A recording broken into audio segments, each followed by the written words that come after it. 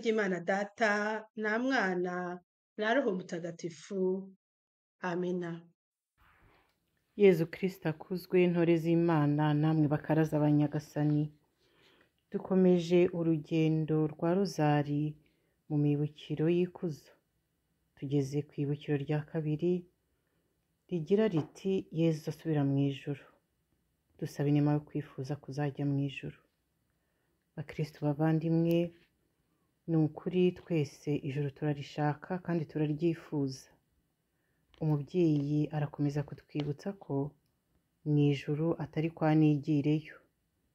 Ntabwo ijuru tuzarihabwa na ba data wacu, ba marume, ba mama wacu, ba masenge, babyara bacu cyangwa abavandimwe bacu. Mu ijuru ntabwo ari ahantu buri wese azagenda ngo yikomangire yinjire. Mu ijuru ntabwo ari ahantu dupfa kwivugira uko twiboneye. Mu ijuru ni ahera kandi heza, ni ahantu hakomeye. Niyo mpamvu umubyeyi akomeje kugendana natwe adukumbuza ijuru kandi anatwereka inzira nyayo yo kugera mu ijuru. Kujya mu ijuru ntabwo bigoye ku muntu ufite ubushake. Mu by'ukuri dukurikije ibyo umubyeyi Bikira Mariya yadusobanuriye cyangwa akomeza kudusobanurira, igihe tugezemo twese turabibona yuko ijuru ntabwo riri kure cyane, ijuru riri hafi. Igihe cyo kurikorera rero ni iki ngiki. Tubana n'imfubyi, tubana n'abapfakazi, tubana n'abarwayi. Aho hose ni ahantu dushobora gukorera ijuru ku buryo bworoshye. Ijuru tuzarihabwa n'ibikorwa by'urukundo dukora, ndetse kandi tuzanarihabwa n'uko twicuza tukanga icyaha n'igisa nacyo. Ni mucyo rero duhagurukire guhatanira ijuru, natwe tube mu bihare, kuko twarabwiwe ngo ab'ibyihare nibo bazarikukana. Ese natwe twemeye kwinjira mu batowe turi ibyihare? Ikibazo ndakibaza, namwe nkibabaza abavandimwe, ese twemeye kuba ibyihare? Ese iryo juru dushaka tuzi n'ukuntu twarikorera ngo turigeremo? Bahora babidusobanurira buri munsi, bahora babidushishikariza buri munsi, na Yezu ubwe asigaye yiyizira atubwira ko ababaye kugira ngo tumuhoze ayo marira nawe azaduhembe ijuru. Ese twaramwumvise? Ese intabaza arimo gukomeza kutwoherereza turazumva? Ni ukuri igihe cyo gukorera ijuru ni iki. Tuzahembwa kubera ko twiyemeje guhindukira tukerekeza inzira igana mu ijuru, tukagwiza ibikorwa by'urukundo kandi tugakomeza kwitandukanya n'icyaha n'igisa nacyo. Dukomeje rero urugendo hamwe n'umubyeyi Bikira Mariya akomeza kudusobanurira iyibukiro rya kabiri, Yezu asubira mu ijuru. Dusabe inema yo kwifuza kuzajya mu ijuru. Dukomeze. Nabemereye kubasobanurira. Uyu munsi tugeze ku ibukiro rya kabiri mu ishapule y'ikuzo. Yezu asubira mu ijuru, dusaba inema yo kwifuza kuzajya mu ijuru. Muharanire kandi mushishikarire kwifuza ijuru. Mugire inyota y'ijuru, mwifuze ijuru, mushishikarire gukorera ijuru. Mu ijuru ntabwo bapfa kujyayo uko biboneye. Ijuru riraharanirwa, ijuru rirakorerwa. Ijuru ntabwo ari nigireyo gusa, ahubwo nimuharanire kuzajya mu ijuru. Mugira amahirwe kandi mwarahiriwe, kuko mwabwiwe ko kandi mwasezeraniwe n'ijuru ko mwanditse mu gitabo cy'ubugingo. Icyo gitabo nta handi kiri mu ijuru. Muharanire rero ko amazina yanyu aguma mu gitabo cy'ubugingo. muharanire gukora ibyiza kugira ngo izina ryanyu ritazahanagurwa mu ijuru. Nimushishikarire kandi mushishikarize abantu bose kwifuza ijuru, bagire inyota kandi bareke ingeso mbi, bareke ikibatandukanya n'umwami w'isi n'ijuru uzabatwara mu ijuru. Mu ijuru ni heza cyane. Abantu bararirimba ngo twaremewe kuzajya mu ijuru, ariko se abantu bose bazajya mu ijuru? Ijuru rizagibwamo n'abarikoreye. Ntabwo ari buri wese uzajya mu ijuru ngo ni uko ariko mubivuga, uko mubiririmba siko bimeze. Ntabwo mwese muzajya mu ijuru, ariko nimwitunganya mukisukura muri ku isi, ijuru ryo muzaribona. Mukore ibikorwa by'urukundo, murangwe n'impuhwe n'urukundo, kandi mukundane kivandimwe. Yezu yabahaye urugero, muzagenze uko yagenjeje. Nimwigane intambwe ya shobuja, mwigane ingendo ye, maze murebe ko ijuru mutazarihabwa ku buntu. Mushime Imana yabatoye kandi ikabatonesha abagore bamamaza izuka rya Yezu. Ntabwo muri abagore basanzwe. Ndabibabwiye kuko mwagiriwe ubuntu, kuko ijuru ryantoye ngo mbe umubyeyi w'Imana, nyamara nari umuntu maze Imana irantora, irantonesha, ingira umubyeyi w'ijuru n'isi, ingabira kubyara Jambo. Nawe rero ishima unezerwe, kuko Imana yagutoye muri gahunda yayo. Kuva isi ikiremwa wari mu mugambi w'Imana, ntiwari ubizi, ariko ijuru ryari ryarabiteguye gutyo. Ishime kandi unezerwe, kuko ijuru ryagutoye. Uyu munsi hari abantu benshi basenga, hari abantu benshi bakubanjirije ndetse bavuga rozari nyinshi, nyamara ntibatoranijwe. Niyo mpamvu nkubwiye ngo urahirwa uyu munsi ko uri umugore wamamaza izuka. Mushire amanga kandi mushire ubwoba, kuko umugambi w'Imana nta kiwuhindura kandi nta kizawusubiza inyuma. Wowe ibiri imbere ntubizi, ariko gahunda y'ijuru ni ndende. Niyo mpamvu nemeye kugusobanurira byose ntacyo nsize, kugira ngo utagira ikiyoberwa, byose bihari warabigenewe. Muri abagenerwa murage. Niyo mpamvu muhugurwa kuri buri cyose, ngo mutazagenda nk'injiji kandi byose bihari. Ibi byabikiwe kugira ngo muzabihabwe, maze namwe ntibibabere ibyo gufata ngo mubike mushyire mu masaho yanyu, ahubwo muhereze abandi nabo bajijuke. Ninkubwira ngo uyu munsi muhagurukire kandi mushishikarize abandi gukunda ijuru no kwifuza kuzajya mu ijuru, byakumarira iki warakoreye Imana, waravuze rozari nyinshi, warumvise misa buri munsi, warahawe Yezu buri munsi, maze warangiza ukabura ijuru? Waba warakoreye iki? Mbe mwana nkubaze, waba wararuhiye iki? Niyo mpamvu nkubwiye ngo mushishikarire gutungana, mwishishikarira ibibatandukanya n'Imana, mushishikarire gusenga, umutima wanyu urangamira ijuru, mugire inyota yo kuzajya mu ijuru no kuzaba mu ijuru. Ibyifuzo byanyu nabyakiriye byose, nta na kimwe gisigaye inyuma. Byose nabyakiriye kandi nabihereje, kandi icyo munsaba cyose ndagikora. Nanjye icyo munsaba ndagikora, kuko muri abana banyizihiye. Nanjye se ko icyo mbasaba mugikora, ni kuki ntakora icyo munsabye? Mba naje kubana namwe kugira ngo mbafashe gusenga, mbafashe gusingiza Imana nk'uko mubivuga ngo mubyeyi w'Imana n'uwacu, ngo ngwino usingize Imana mu kigwi cyacu. Nanjye ndabibakorera. Niyo mudapfukamye musenga, njye mba mfukamye nsenga kuko nta wundi murimo mfite wo gukora,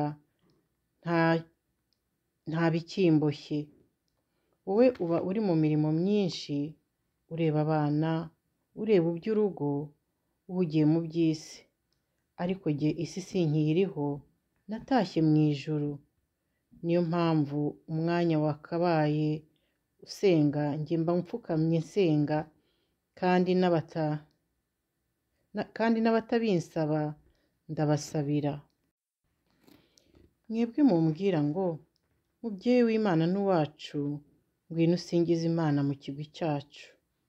Ndagira ngo mbabwire ko aka gasengesho karanyura cyane, mujye mukambwira kenshi. Muhumure abafite ubwoba, muhumure ndi umubyeyi umara intimba abayifite. Muhumure abihebye bafite amago abagoye, muhumure abafite abana babajujubije, muhumure ndi kumwe namwe. Ingo zanyu ndazirinze, kandi mwese natashye iwanyu ubutahatirimuka. Ni njye ukurerera bya bindi utabasha gukora by'urugo, njye ndabigukorera. Mbona ko muba muri rwinshi, amasaha muba mu ngo zanyu ni make, ariko mba mpari iyo wagiye, mba ndi ku rugo. Abana mbahaye umugisha. Abazakora ibizamini muhumure ndahari, kandi ntacyo muzamburana. Abana banyu ni abanjye. Uko muri abanjye, n'ibyawe byose ni ibyanjye. Kandi ndagira ngo nkubwire ko mbakunda kurusha wowe uko ubakunda. Mbese mbitayeho cyane, ndabigisha, nyamara ntabwo ubimenya. Mba ndi kumwe nabo basobanurira, ntabwo mbona kuko ntumbonesha amaso yawe. Mba ndi kumwe nabo. Ndabarinze. Ibyawe byose humura ndabizi, kandi ntacyo uzamburana, ntacyo uzamburana.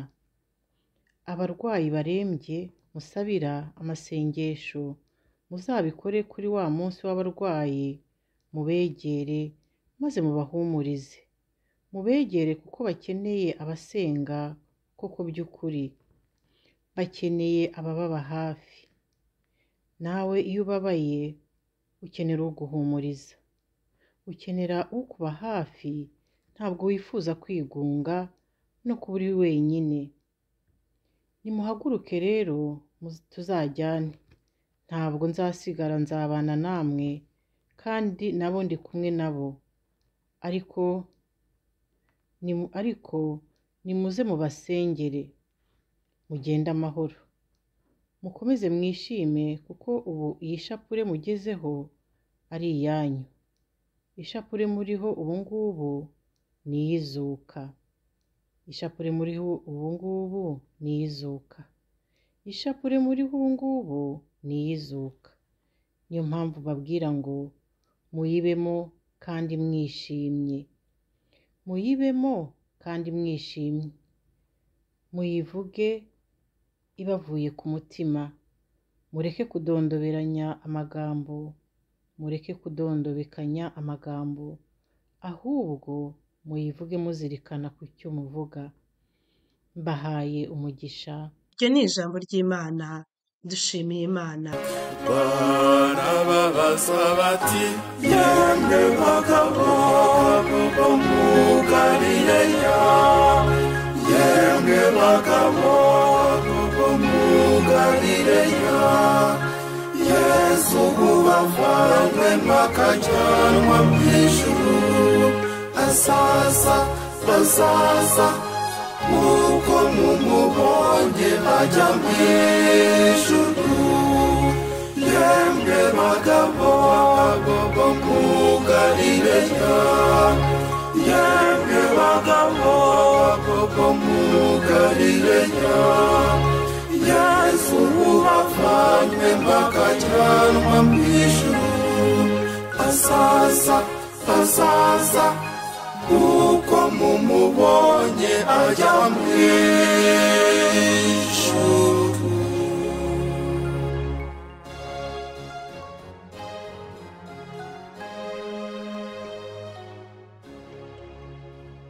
Bavandimwe kandi inshuti z'amahoro dusangiye isano isumbuye y'amaraso, nk'uko umubyeyi Bikira Mariya yabidusezeranije, akomeje kudusobanurira rozari.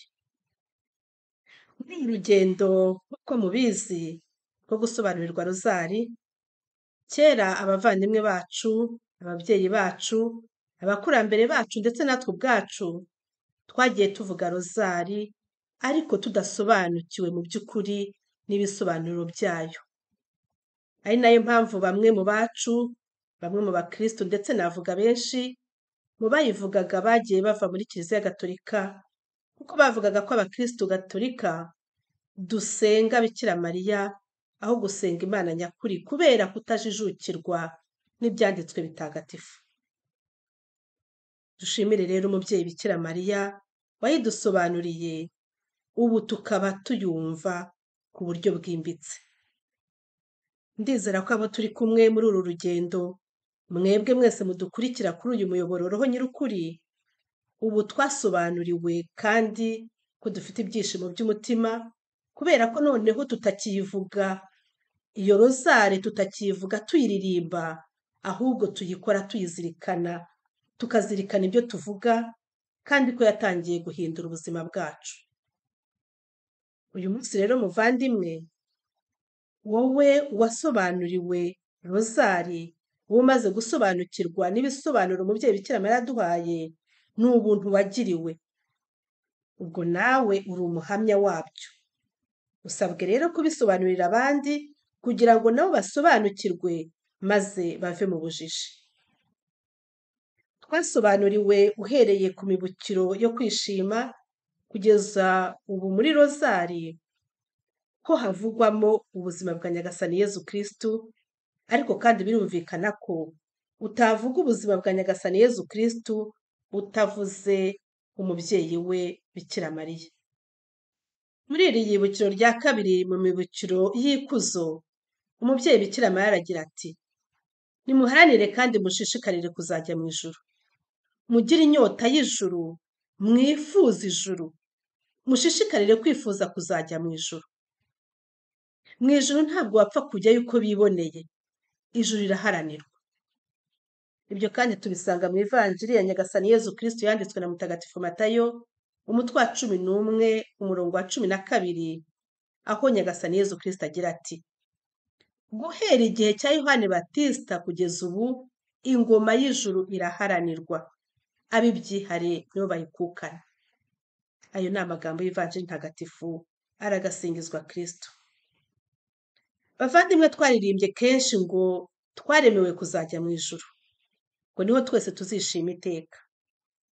Ariko twiyibagiza kenshi igitero kigira kiti: tuzajya mu ijuru nitumera nka Yezu, tukanga ibyaha byose, tukanga shitani.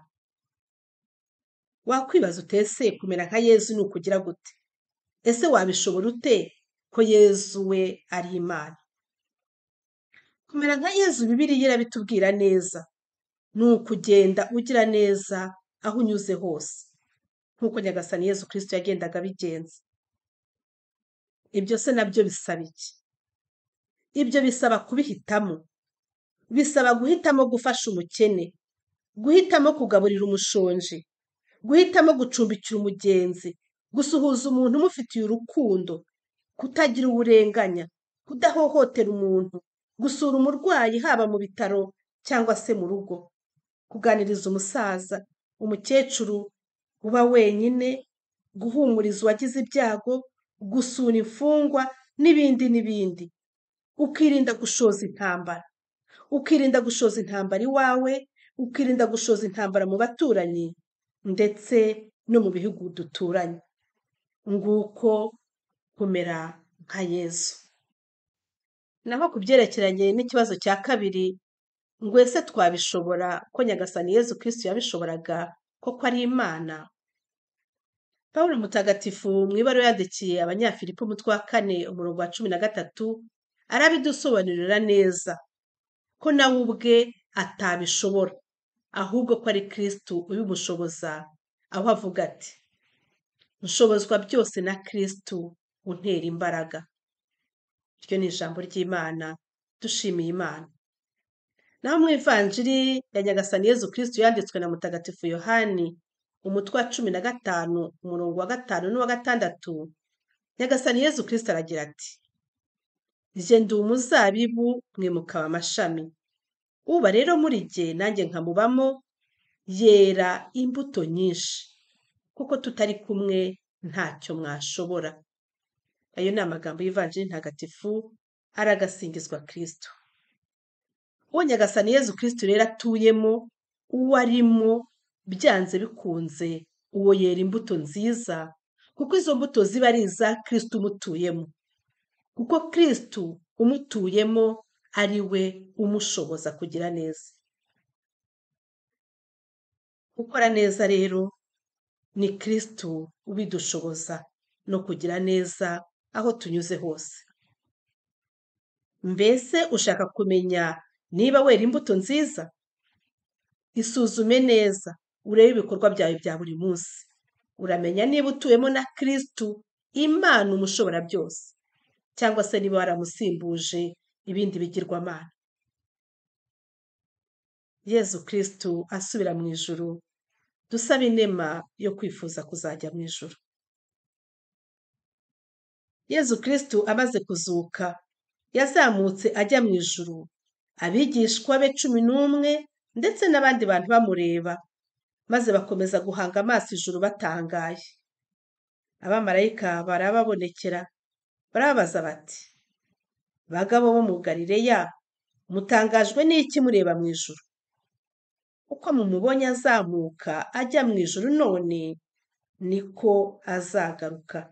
Mureke ibyo tubisome mu Byakozwe n'Intumwa, umutwe wa mbere kuva ku murongo wa 9 kugeza ku murongo wa 11. Haragira hati: "Amaze kuvuga atyo, azamurwa mu ijuru bamureba, maze igicu kiramukingiriza ntibongera kumubona.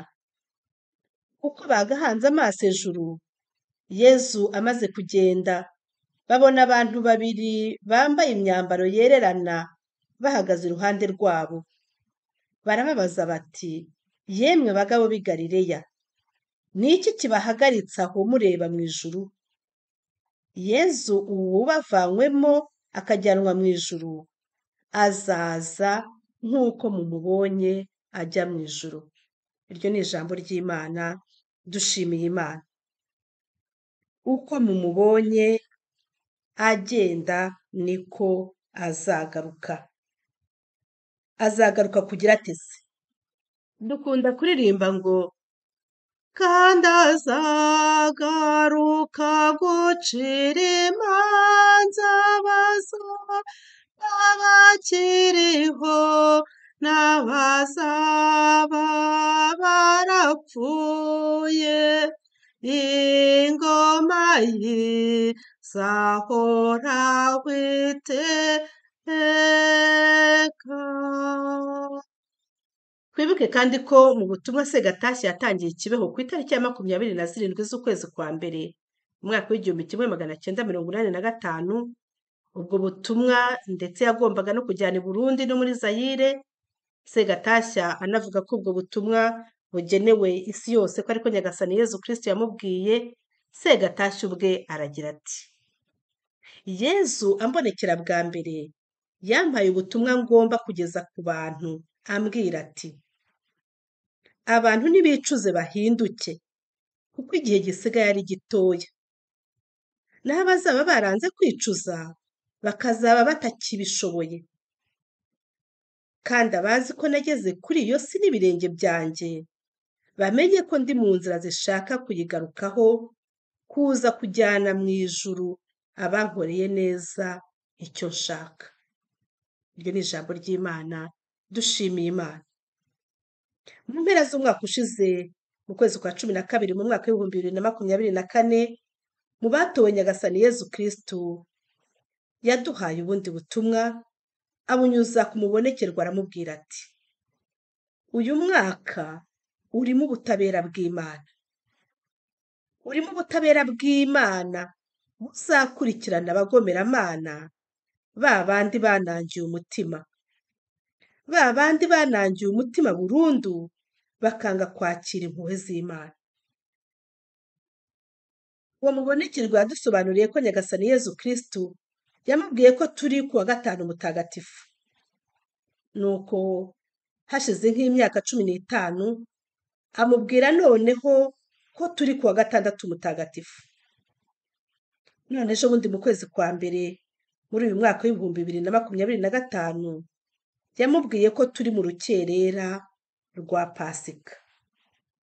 Ejo bundi ku itariki ya mbere z'ukwezi kwa kabiri mu mwaka w'ibihumbi 2025 Nyagasani Yezu Kristu aduha ubundi butumwa anyujije ku wundi mubonekerwa agira ati: igihe kirageze ngo uwera agume yere n'uwanduye agume yandure.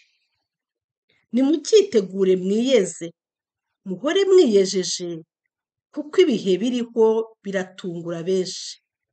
Nta gihe cyo kwitegura kitari uyu munsi. Igihe wabyutse ujye ubyuka witegura, izuba rirenga witegura, kuko ejo sahawe.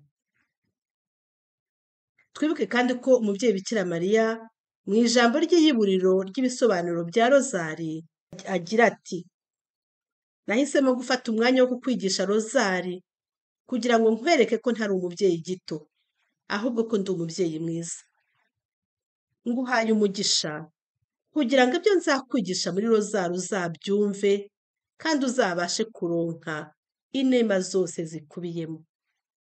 Iryo ni ijambo ry'Imana. Dushimiye Imana. Yezu Kristu asubira mu ijuru, dusaba inema yo kwifuza kuzajya mu ijuru. Imana ishobora byose niduha umugisha, ku izina ry'Imana Data na Mwana na Roho Mutagatifu. Amen.